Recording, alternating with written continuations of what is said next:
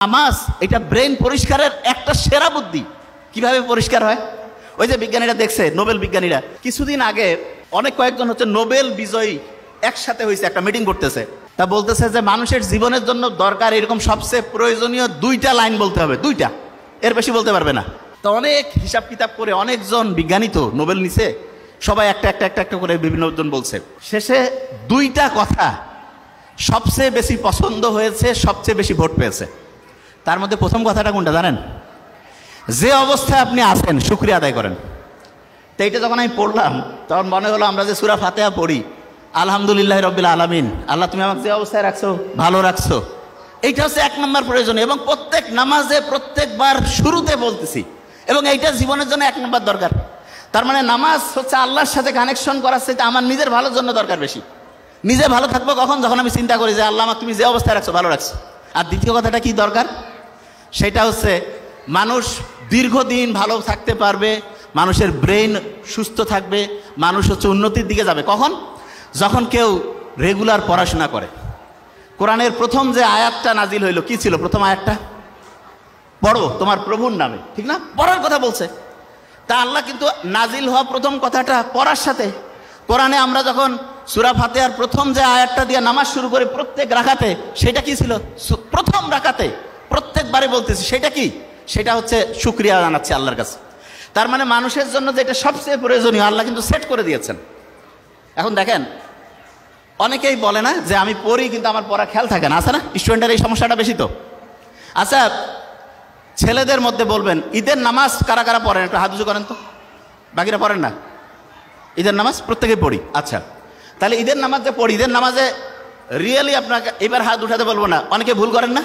এদিক ওদিক তাকাচ্ছেন যে কি মানে যাবো নাকি হাত বাঁধবো, হয় না? 100% হয়। কিন্তু যখন আমি এই যে 5 ওয়াক্ত নামাজ পড়ি, এটা থেকেই হয়? প্রশ্নই আসে না। কারণটা কি? কারণটা হচ্ছে, আপনি এখন বলতে পারেন যে ভাই আমরা তো ওই ঈদের নামাজ মাত্র সেরকম পড়ি নাই। আপনি হিসাব করে দেখেন, প্রত্যেক বছরে 2 বার করে আপনি ঈদের নামাজ পড়েন। আপনি যদি 20 বছর ধরে নামাজ পড়তেছেন, 40 বার পড়ছেন, কিন্তু তারপর আপনার খেয়াল থাকে না। কারণটা কি? কারণটা হচ্ছে ওই যে একটু আগে বলছিলাম, যা কিছু পড়ি 1 সপ্তাহ পরে 80% ভুলে যাই। আপনি ঈদের নামাজ পড়েন তো বছরে 2 বার, আপনার পড়ার যে টেকনিকটা, যে নিয়মটা, সেটা শর্ট টার্ম মেমোরিতে থাকে, লং টার্মে আর রিজার্ভ হয় না। কিন্তু আপনি রেগুলার যে 5 ওয়াক্ত নামাজ পড়েন, এটা আপনার লং টার্ম মেমোরিতে রিজার্ভ হয়ে যায়। এই জন্য ঈদের নামাজটা এইটা থেকে একটা পড়ার টেকনিক বের করা যায়। সেটা কি? অনেক স্টুডেন্ট আছে বছরে একটা চ্যাপ্টার পড়লো, 6 মাস নাই, আর হঠাৎ করে বই থেকে প্রশ্ন করছে, জিজ্ঞাসা করছে, উত্তর দিতে পারতেছে না। কেন পারে না? কারণ পড়াটা শর্ট টার্ম থেকে হারাই গেছে। লং টার্মে যদি পড়াটা রিজার্ভ করতে চাই, তাহলে যেটা করতে হবে সেটা হচ্ছে ভুলে যাওয়ার আগে রিভিশন দিতে হবে। আমরা যে নামাজ পড়ি প্রত্যেক দিন 5 ওয়াক্ত নামাজ পড়তেছি না, একে সূরা ফাতিহা ফির কমন দরকার কি? আল্লাহ তো কইতে পারতো যে দিনে 1 বার পড়বা, একটু করে পড়লে হবে। নো, 5 বার রাখছে এই কারণে। দেখবেন মুহাম্মদ সাল্লাল্লাহু আলাইহি ওয়াসাল্লামের একটা হাদিস আছে, দিনে যদি 5 বার কেউ গোসল করে তাহলে তার শরীরে কোনো ময়লা থাকে না। না, আমাদের শরীর যত দ্রুত ময়লা হয় তার চাইতে দ্রুত ময়লা হয় আমাদের ব্রেন। যে কি কোন ভাই, ব্রেন ময়লা হয়? হ্যাঁ। এবং ব্রেন যদি ময়লা হয় তখন হয় কি? ডিপ্রেশন হয়, অ্যাংজাইটি হয়, ঠিকভাবে ঘুম আসে না।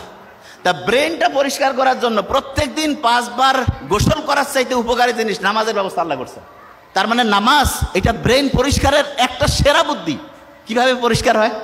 ওই যে বিজ্ঞানীরা দেখছে, নোবেল বিজ্ঞানীরা, যে সবচাইতে ভালো কোনটা?